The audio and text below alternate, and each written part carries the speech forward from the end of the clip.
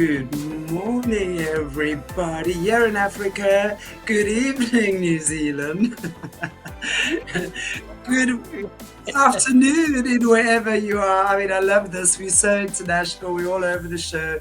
It's really, really, really good to have you back with us, Gloria Masters, all the way from New Zealand, here on Solutions with Aquarious Rising Africa.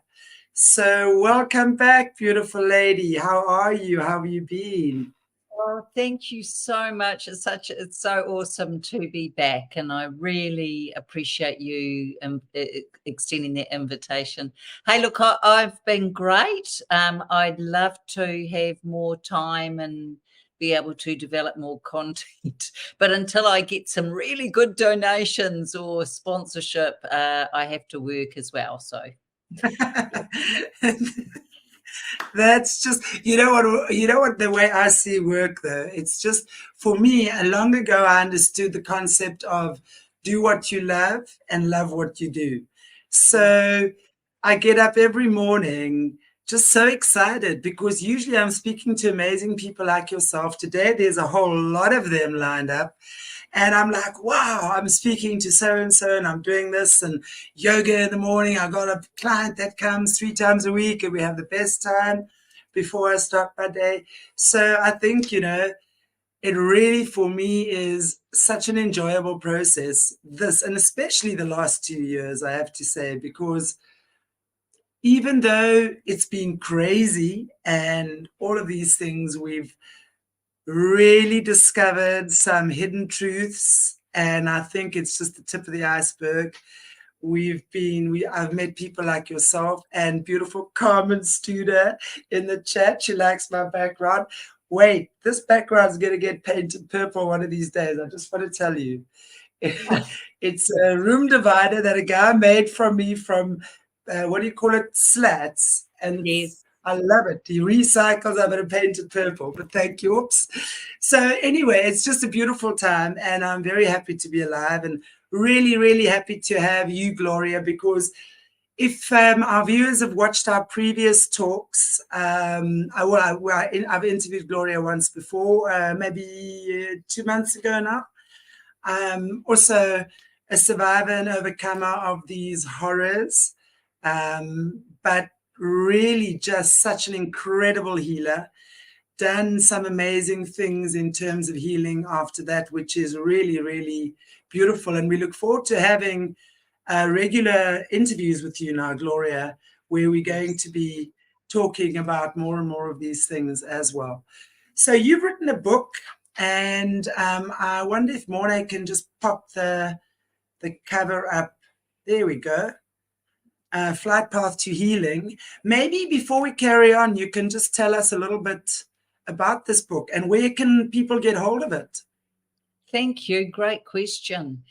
So this is Flight Path to Healing, and I wrote this book because I couldn't see anything out on the market that spoke to me in a really pragmatic, experiential way. And after having 16 years of child sexual abuse involving many horrendous experiences, I felt that it might be useful for me and other survivors actually to have a little bit of a flight path. And so what it means is you can pick the book up at any place during the book, and it's divided into sections. So one section and one area you and I are looking at tonight or today for you guys is dissociation.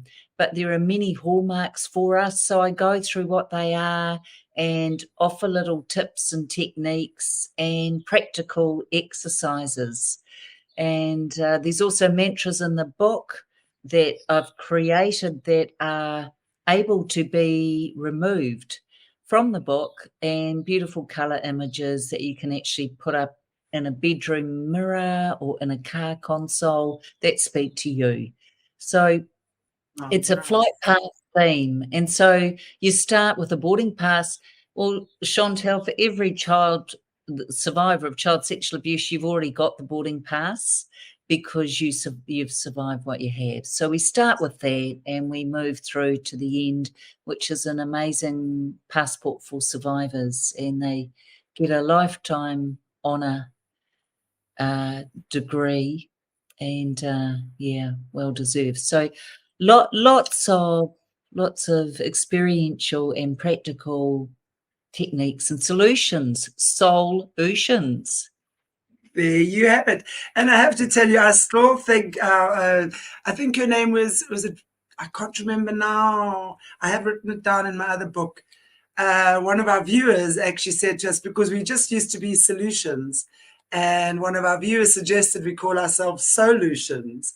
So we took up the suggestion, and then Mornay, I must say, was very quick. I said, oh yeah, and within a day we had our stuff changed, because it really is. I love it, because it is the time now for us to look within. There is so much beauty within, and we have no idea unless we actually go there.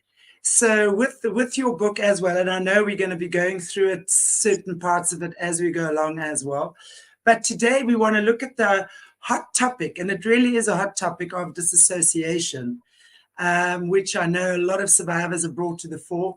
I think we've spoken to Jessie about that as well, a number of our other overcomers, which I think is also what a similar or the same diagnosis as a few years ago we'd be calling split personality, right?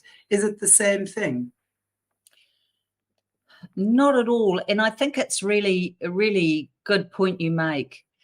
Dissociation is referred to as the process of disconnecting from your thoughts, feelings, and reality. And as survivors of child sexual abuse or trauma, we tended to leave our bodies and look back in on ourselves, usually from above. You'll hear most survivors say from up on the ceiling. And the reason we did that is it was actually a beautiful mind. You talk about going within. It was our beautiful minds working in conjunction with our spirit to keep us safe. We couldn't deal with what was happening, Chantelle. So the mind leapt in and said, I've got you. Isn't that beautiful? And therefore removed us from the full experience of it, if that makes sense. Absolutely. But yeah. And so, look, I'm so grateful for my mind. My mind kept me removed from all of this for 16 years. And I was in my 30s before the recall began, because then the mind was ready to say, hey, Gloria, it's your time. And my response was, F off. I don't want to deal with anything. But of course you have to.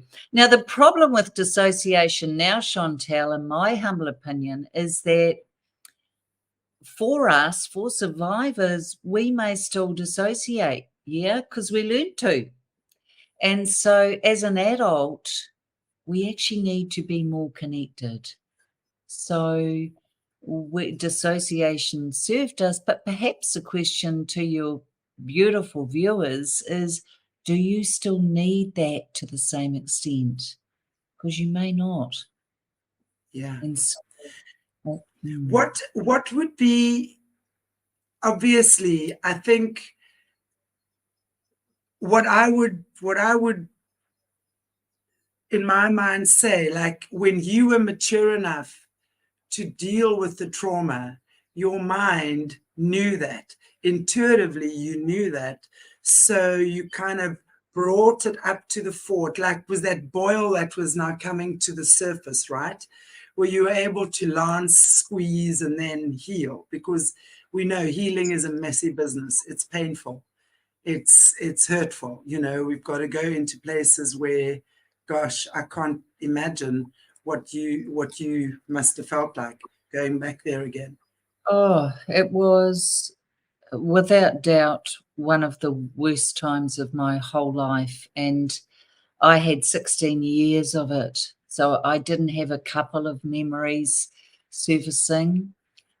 It was thousands. And Chantelle, the more horrendous, because you've got to remember there was satanic ritual abuse, there was gang initiations, there were pornographic movies I was exploited in, chained up and leased out of a nightclub in our red light district. I had so many memories that were coming through. It was like a tsunami.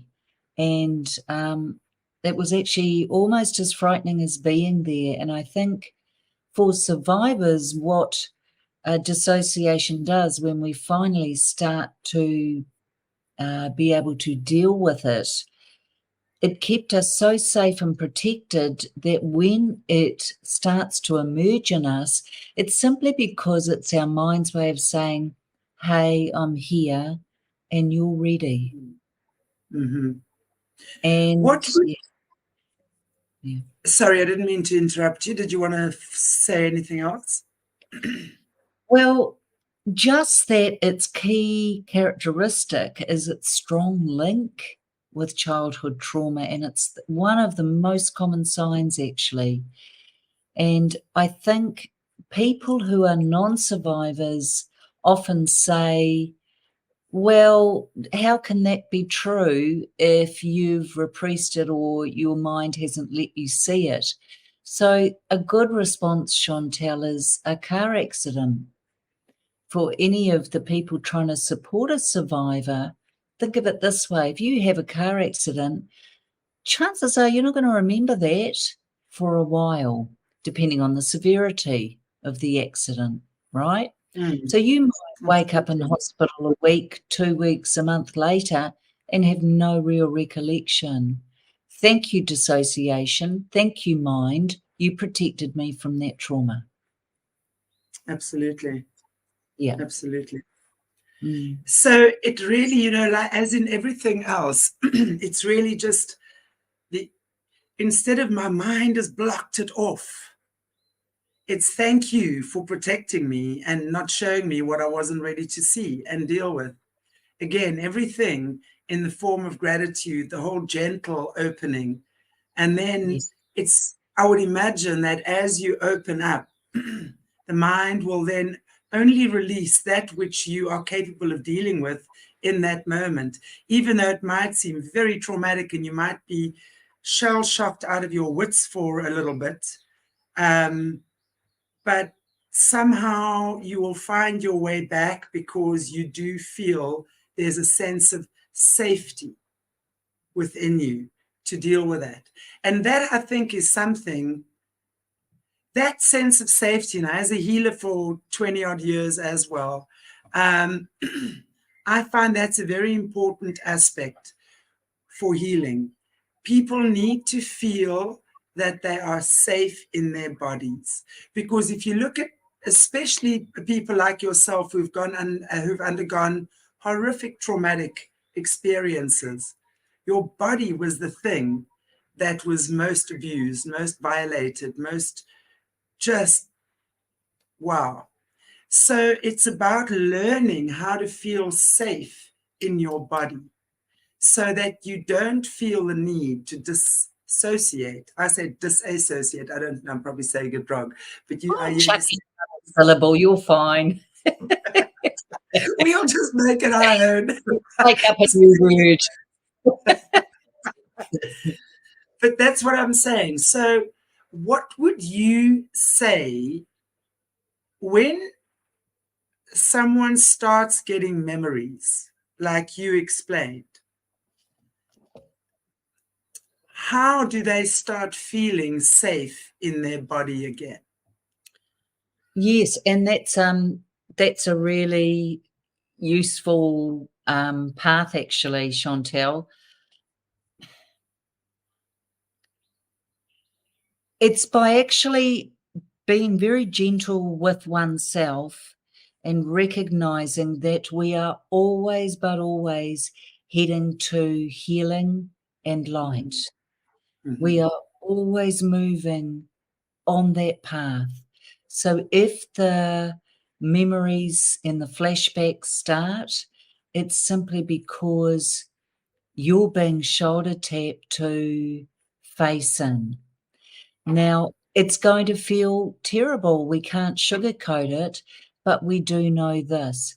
If you block it and try and stop it, which I did initially, it's got this habit of not diminishing, but actually coming back stronger. So what began as a shoulder tap might become a shove. If you ignore that, you're going to get hit in the face. If you're still going to try and ignore it, you're going to get shoved so hard, you've got no choice but to face in. So two things help. One, reminding yourself, and I always say this to people, look at your hands. So look at the palm of your hands, and if you even look at yours and I look at mine, Chantelle, they are an adult's hands. You are an adult. This is not happening now. You are safe and you are being led to healing. Beautiful. Mm. Beautiful. That would be definitely the first, because really the only person that can pacify you is yourself. Yeah. You know, you can have a million people around you telling you this, telling you that. All we can do is offer you guidance to get to the place. But ultimately, you've got to be the one that sits. And I mean, my favorite Bible verse of all time is be still and know that I am God.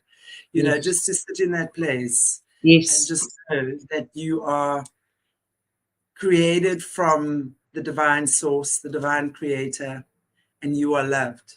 And if you are breathing and your heart is beating, there's a reason for you to be here. You never know what your future holds for you. You never know. I mean, look at you, Gloria, what you went through, and look at you today, you know, having come through such a horrific experiences, and then now writing a book and helping people who've been through what you've been through. We never know what our life has in store for us. So I think that would be the first thing. Something that I think is also very important is that people start to exercise. I'm a yogini, okay, and I know not everyone agrees with yoga, but for me and some of my students that I've worked with also more recently as well, it's about feeling in control of your body, feeling strength in your body. You know, when we like, let's say, do a practice of yoga, you know, you learn to build strength. You learn to understand how to work the mind and body combination. So it builds strength, it builds confidence, it builds connection.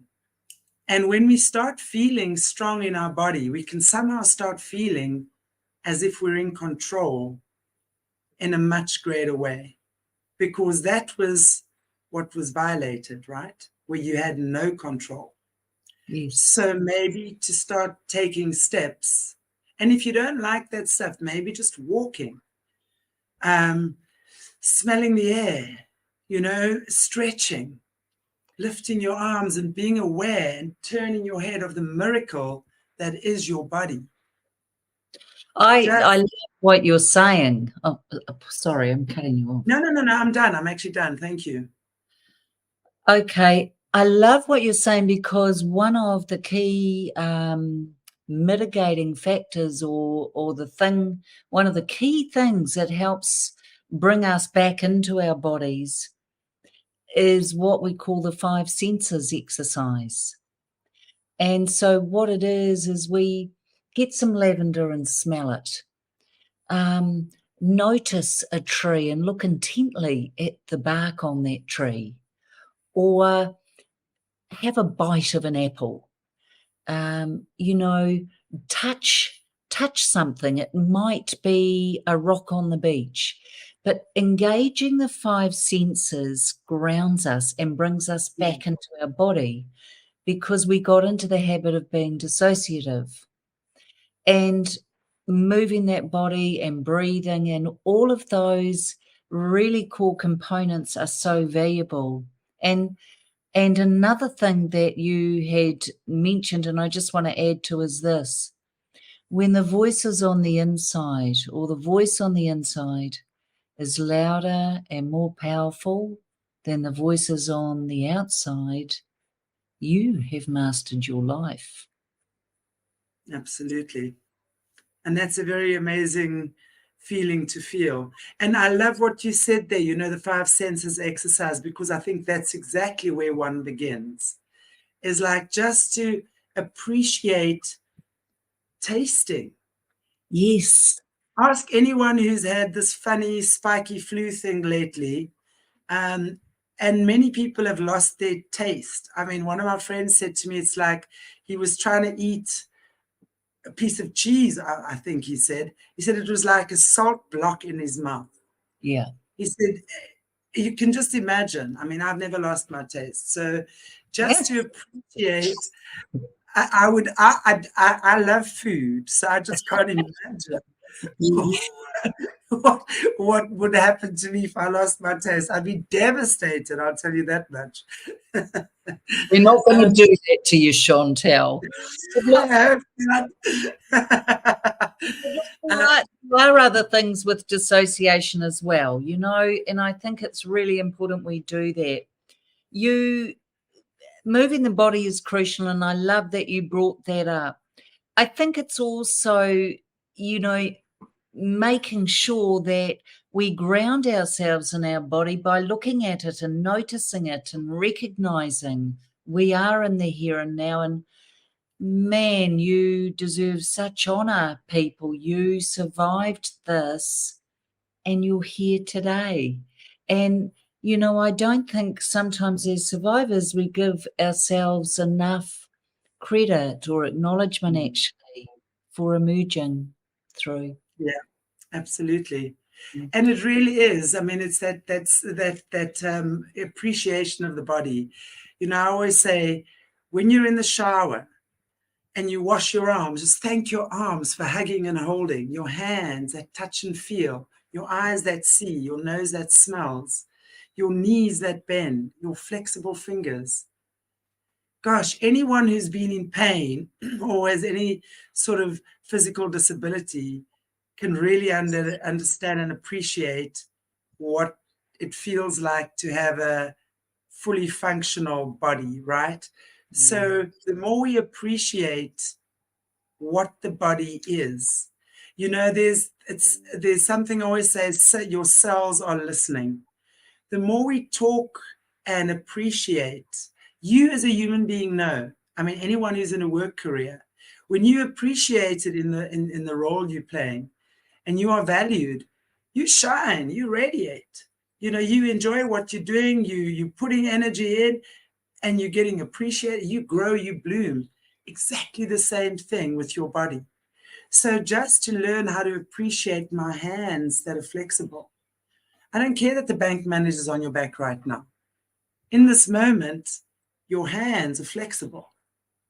You can smell, you can touch. Wow, wow, the sun's shining. What a miracle.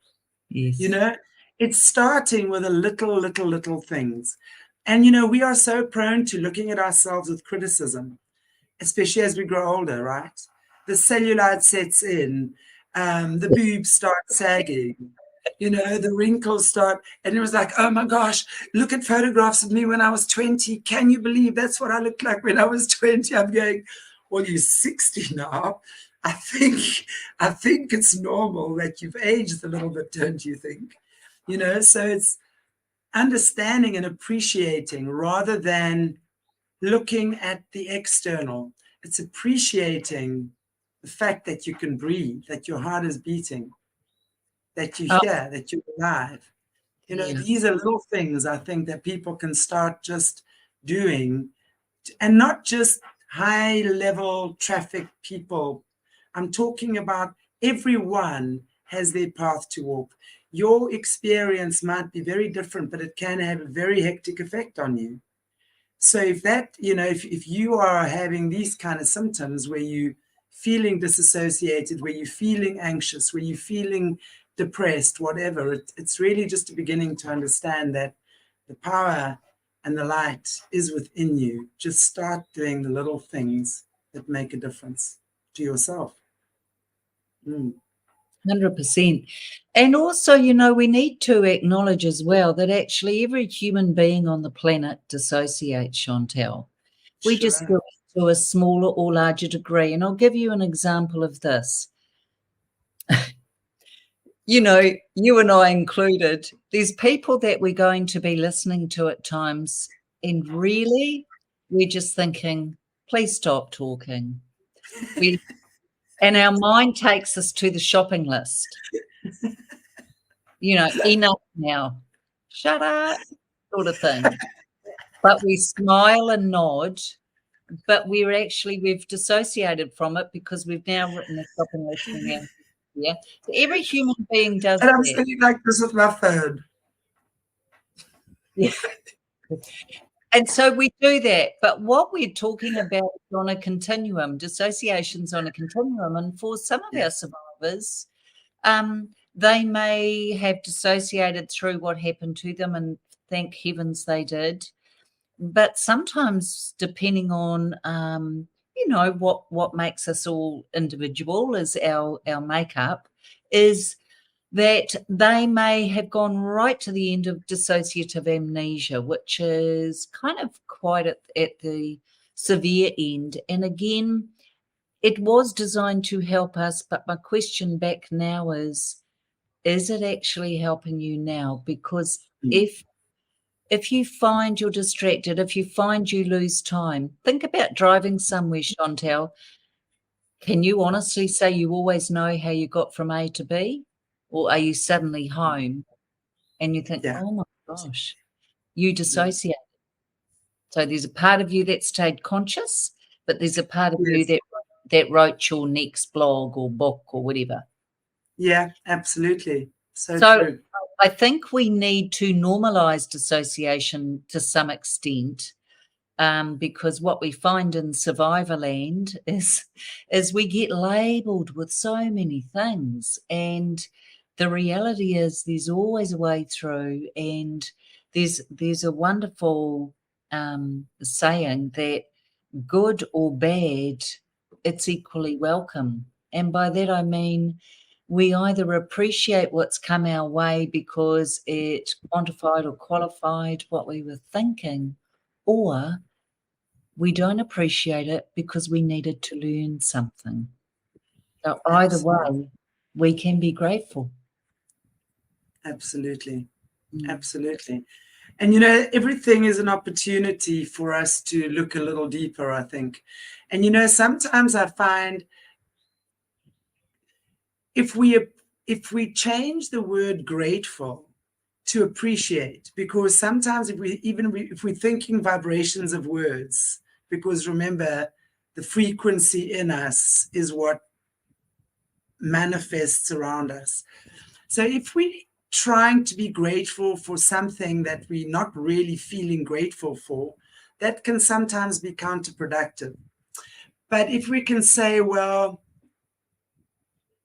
I'm not grateful that my father beat me up, but I can appreciate that it taught me how to smell out a con man or a man with addictions or violence or whatever. I can appreciate the lesson.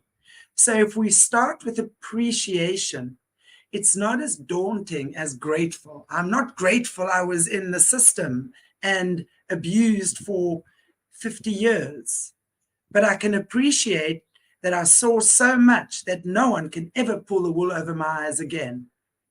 And I can appreciate that that experience has given me the tools to write an amazing book. So I think if we can just not force ourselves to feel anything we're not ready to feel, because that is something so counterproductive. Because now we're seeing the world is smiling and all the survivors are out there and happy and married with children. Here I am. No, that's probably not what you're meant to be seeing. You know, then we start comparing ourselves.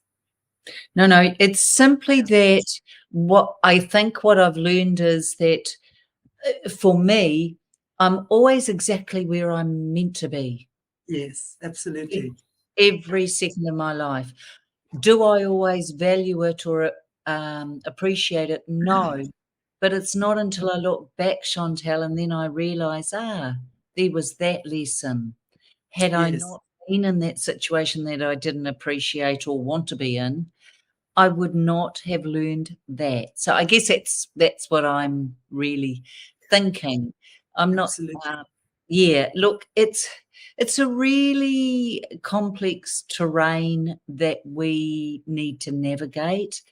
And I always think with survivors, one size definitely doesn't fit all. And through the flight path to healing, the guide, it's your flight path. You choose your destination. Just like if you're going on a journey or a trip somewhere, Chantelle, you plan where you want to go. You plan where you want to stop off. You plan who you want to see. And it's the same with this. It really, Yeah. to me, it's choice. Gives survivors a choice. Mm, Yeah, absolutely.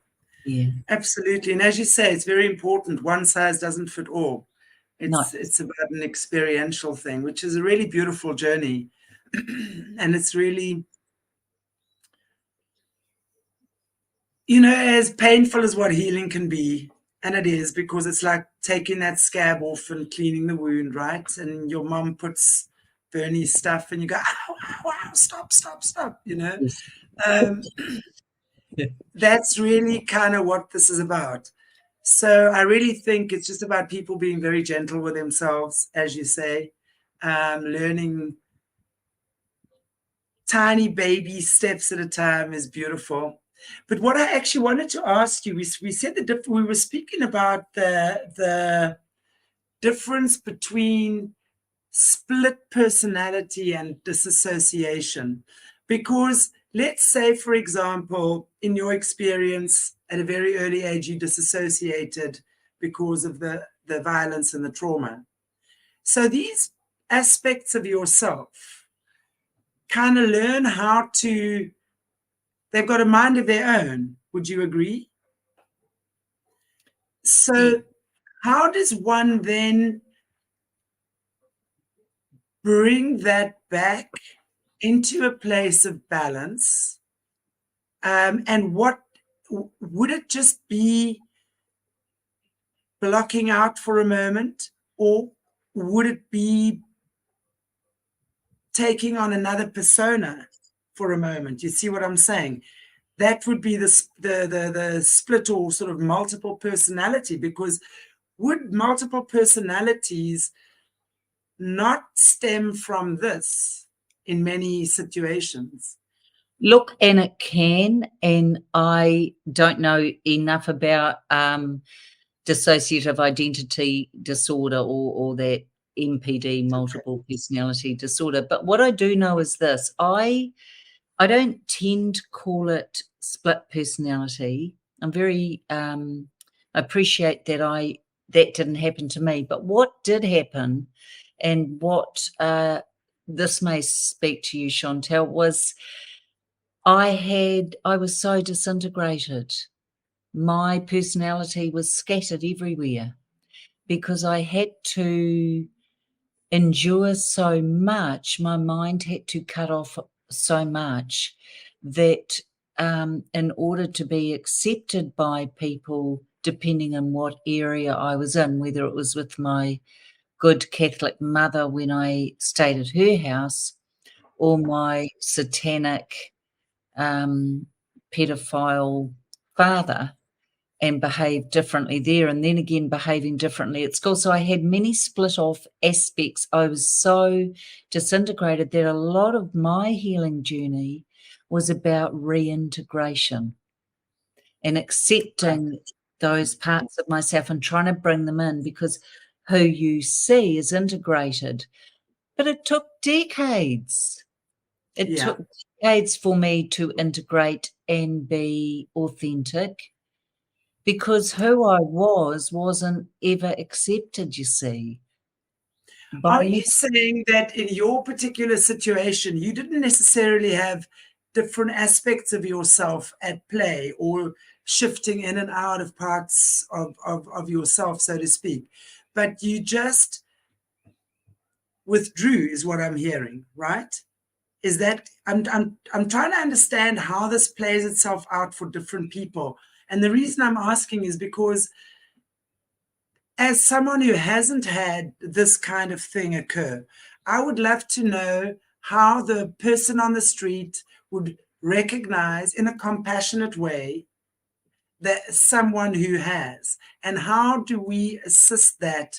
That's kind of like the thread of my question. How do we as humanity create a compassionate space by recognizing dissociation when we see it? Yeah, so dissociation, when you see it, you will see it in people because there are either comments are made like they're too good to be true, or they're abusing drugs and alcohol, or there's always a problem in their lives. And so there's not a sense of balance or peace.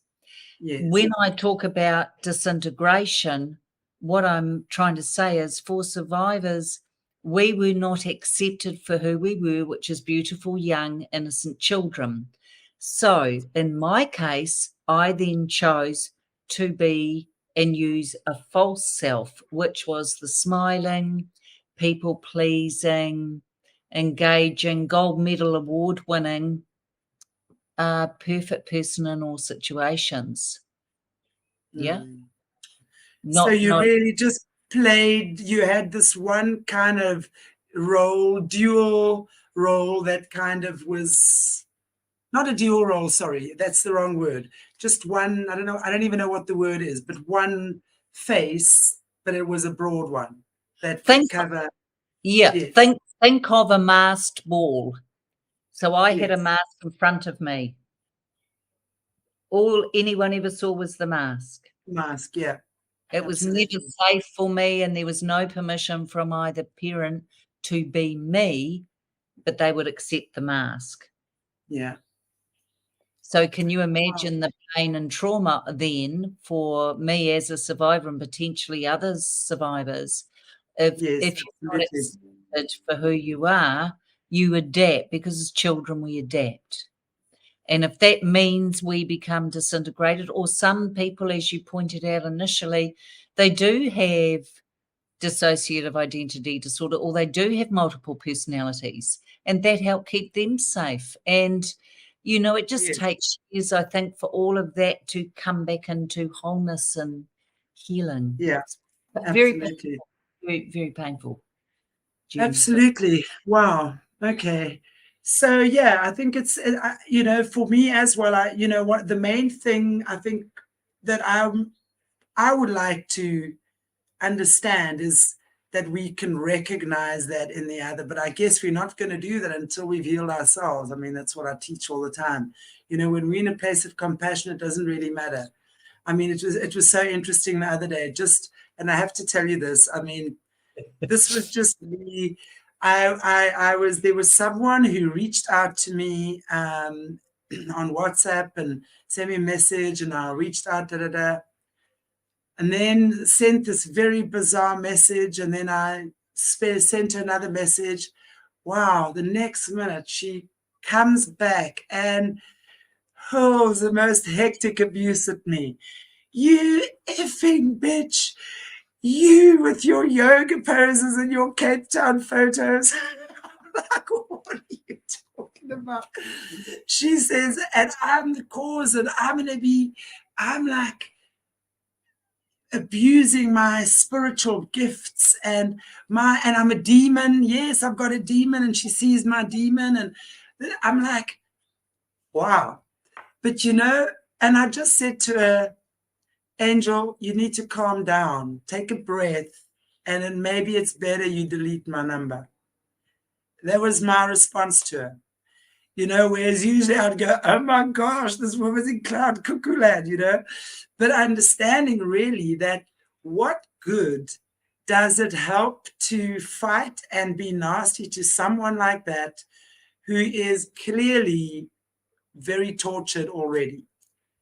And I think that for me was a big lesson, because I was able to not take that on personally, because there was no ways that I had done anything on a personal level. I was being kind, she didn't like that. And she sees me as being someone who's very rich and she has no money. And that's the problem. And whatever money she gets, she spends on marijuana and alcohol. So and I understand that. So what is the point of giving someone shit, excuse my language, and being a real bitch back when, as I said, they clearly are in a state of despair? So for me, that I think would be a big thing, is that we can recognize that there are people out there who we have no idea what has happened in their lives. And when this craziness comes out of nowhere, not to react to it, just to understand that there's a lot of that out there, and maybe offer a word of kindness in return, not from a sanctimonious point of view, but really from a heart point of view. Well, it's an interesting thing that you raise, and I think a couple of things about it. One is, yes, compassion can always and should always be used, but equally so do setting boundaries. So I love that you say you asked you to lose your number. Yeah. Why? Because once we let that into our energetic field, there's good and there's not good out there in terms of what comes through. So, Totally. and then I think the other thing is that,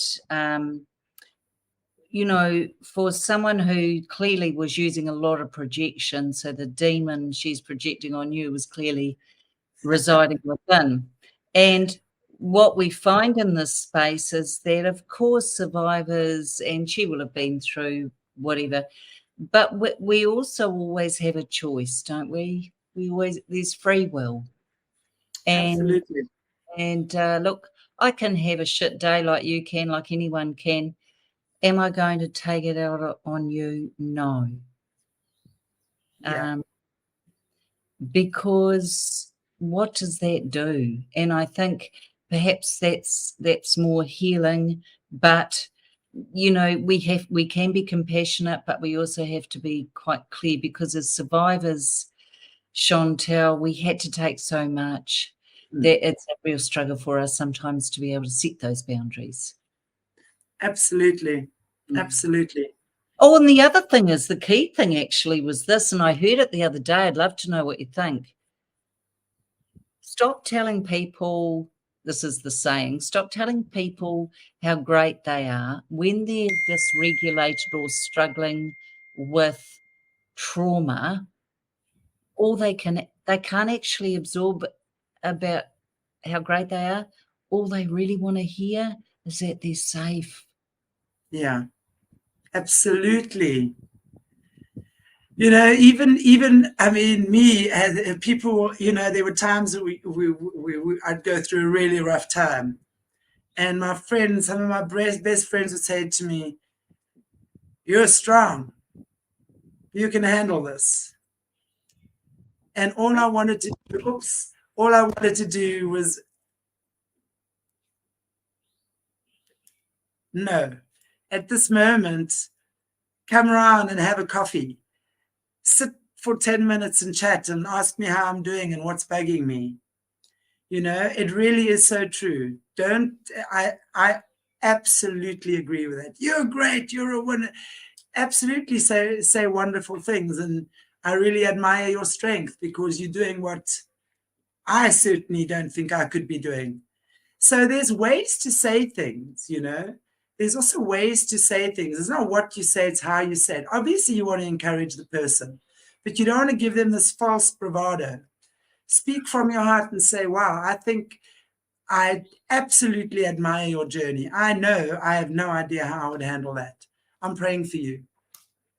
Whatever, stuff like that might be really good, but not You're wonderful. You got this. You're strong. You can do this. No, I think, and the interesting thing is, the good news is we have body language, which is our most powerful communication tool. If you're telling someone how great they are and they're starting to edge away from you, or they're not looking happy, they're not feeling able to hear that.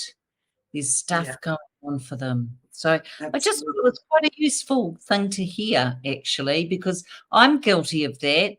I'll thank the sky for being available. You know, I'll give an award to the guy who posts the mail. You know, like that's who I am. But the result, the point is that you know, not everyone can hear that, and it can feel a little bit intrusive when they're struggling. Absolutely. So I love what you said before. It's the gentleness, it's the compassion, it's actually letting people be where they need to be and just honouring everybody individually where they are, because it's their flight path, isn't it, Chantelle? Yeah. Absolutely. I want to just see the chats here, other than a whole lot of porn dating sites that are trolling our chat room. Yes. Do you know anyone's porn dating sites here? Not us. But How anyway. today, Chantelle, you're interviewing a child sexual abuse, sex trafficking survivor. Yeah, like, okay. And you can't even block these disgusting things. Oh, anyway. I actually like her from Liz Dennett, Dennett, I think that's how you pronounce it. She just says, I struggle with the words grateful and thankful. I appreciate the new outlook. Absolutely. You know, the day that I started saying to myself that I stopped trying to force myself to be grateful that I wasn't really grateful for, I started changing the narrative in my head. And I just understood how to start looking at the appreciation and the gentleness. And if I don't feel like doing something right now, you know, I'll do it in 10 minutes if I really have to. But, you know, it's just fine. I'll set my 3 tasks for today. And when I achieve them, mission occurred, mission accomplished, you know. So I think that's great. Just want to see if there's anything here. Yeah, there was a book, Body Keeps the Score, and I found out my husband was. Yeah, it happened to you. What happened?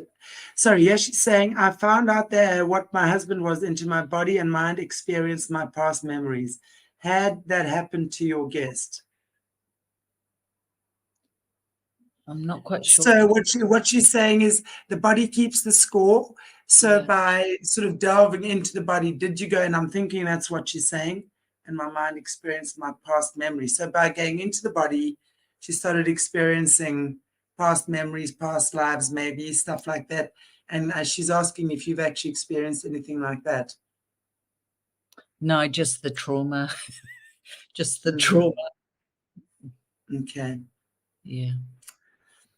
Carmen loves the accident illustration. I like that as well because it's very, very pertinent. Where if you see it's a physical trauma as well as a mental, as well as an emotional, it's one heck of a trauma, really. I can't imagine how any human being can come out of that happy, sane, alive, but yet, yeah, you are beautiful, Gloria. So, okay, well, I don't know if there's anything else you would just like to end because I see we're just about out of time. So if there's anything you'd like to say, just in closing to our viewers before we bid you guys farewell. Oh, thank you. Look, you know, trusting self is a big part of this because we learn to doubt ourselves because we were so invaded and disregarded through all of this process. And I think just trust in your instinct because you know the truth and you know how you felt. Oh, and if anyone wants the book, gloriamasters.com, or it's on Amazon as well. We'll post all the links to your books and your everything in the description section below. So check it out. Mornay has posted the link as well for your book in the comment section. Maybe Mornay, you can just post it one more time before the end, so that if anyone has missed it from before, it's always telling me how strong I am. Yeah, I agree. I'm sorry, I don't know how to pronounce Maingwankwe. Maingwankwe. That sounds like an African name. They told me that all the time when I had cancer, always telling me how strong I was. It would upset me too. It's true.